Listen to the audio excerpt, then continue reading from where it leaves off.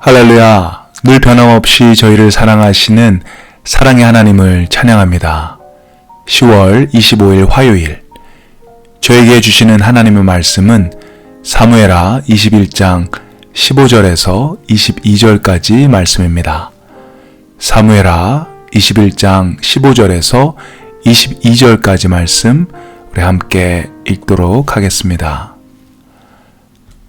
블레셋 사람이 다시 이스라엘을 치거늘 다윗이 그의 부하들과 함께 내려가서 블레셋 사람과 싸우더니 다윗이 피곤함에 거인족의 아들 중에 무게가 300세겔 되는 노창을 들고 세 칼을 찬 이스비보노비 다윗을 죽이려 하므로 수리아의 아들 아비새가 다윗을 도와 그 블레셋 사람들을 쳐 죽이니 그때에 다윗의 추종자들이 그에게 맹세하여 이르되 왕은 다시 우리와 함께 전장에 나가지 마옵소서, 이스라엘의 등불이 꺼지지 말게 하옵소서 하니라.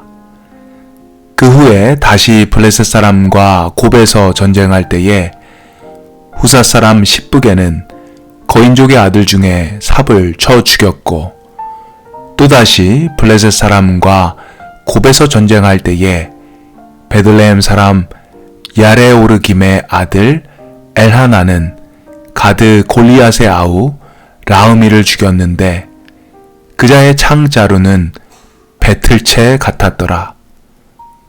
또 가드에서 전쟁할 때에 그곳의 키가 큰 자 하나는 손가락과 발가락이 각기 6개씩 모두 24개가 있는데 그도 거인족의 소생이라. 그가 이스라엘 사람을 능욕함으로 다윗의 형 삼마의 아들 요나단이 그를 죽이니라. 이 네 사람 가드의 거인족의 소생이 다윗의 손과 그의 부하들의 손에 다 넘어졌더라. 아멘. 오늘 본문에 대해서 짧게 설명을 드리고 말씀을 전하도록 하겠습니다. 사무엘 하에 나오는 다윗의 왕국의 이야기는 20장에서 이미 끝이 났다고 많은 학자들이 이야기를 합니다. 그리고 21장부터 24장까지는 부록에 속한다는 이야기를 합니다. 부록은 메인 스토리가 다 끝나고 메인 스토리에서 하지 못했던 이야기들, 좀 더 특별한 이야기를 모아서 담은 것이 부록이라고 할 수 있죠. 오늘 본문도 부록에 속합니다. 이야기가 다 끝나고 나서 미처 다루지 못한 특별한 이야기들을 하게 됩니다. 그렇기 때문에 시간적으로는 순서가 맞지 않습니다. 오늘 본문 첫 문장에 블레셋 사람이 다시 이스라엘을 치거늘 이렇게 이야기했기 때문에 다윗이 노년에 들어서 또다시 블레셋과의 전쟁이 있었다고들 생각하실 수 있는데요. 사실 블레셋과의 전투는 다윗 왕의 즉위 초기에까지만 있었습니다.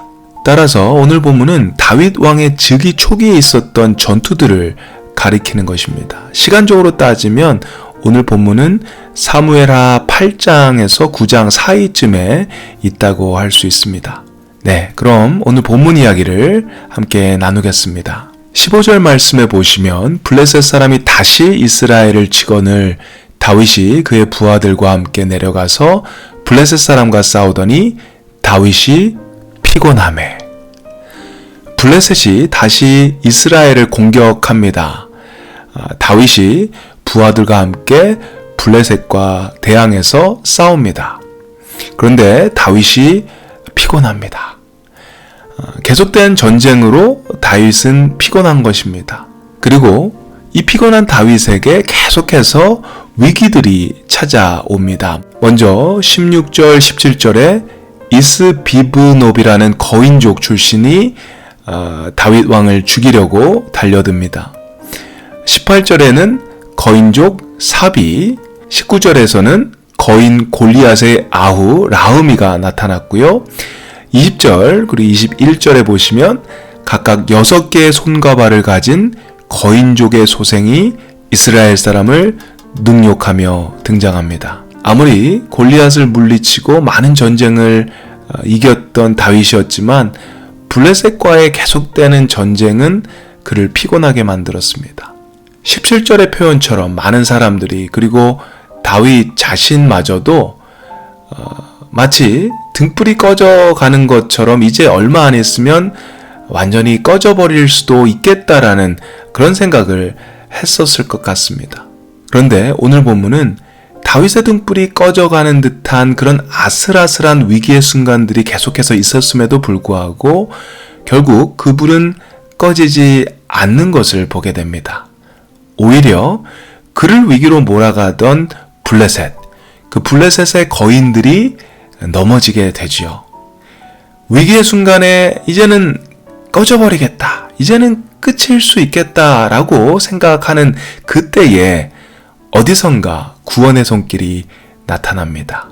위협적인 창 그리고 신종병기를 가지고 이스비브노비 나타났을 때는 수르야의 아들 아비새가, 블레셋의 최고의 용사 골리앗의 동생 라흐미가 나타났을 때는 엘하나니, 6개의 손과 발을 가진 괴물과 같이 묘사된 거인이 등장했을 때는 다윗의 형 삼마의 아들 요나단이, 블레셋의 공격 때문에 많은 위기의 순간들이 찾아왔습니다. 하지만 그때마다 하나님께서는 사람들을 보내주시죠. 그리고 그 사람들을 통해서 다윗을 구원해 주셨습니다.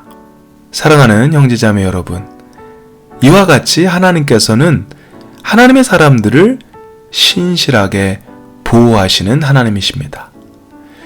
고린도후서 4장 8절에서 9절 말씀 제가 읽겠습니다. 우리가 사방으로 우겨쌈을 당하여도 쌓이지 아니하며 답답한 일을 당하여도 낙심하지 아니하며 핍박을 받아도 버림받지 아니하며 거꾸러뜨림을 당하여도 망하지 아니하고, 우리가 우겨쌈을 당하고 답답한 일을 당하고 핍박을 받고 거꾸러뜨림을 당해서 몸과 마음이 너무 지치고 너무 피곤하고 꺼져가는 등불과 같은 그런 우리의 모습 같을지라도 결국 낙심하지 않는다라는 것입니다.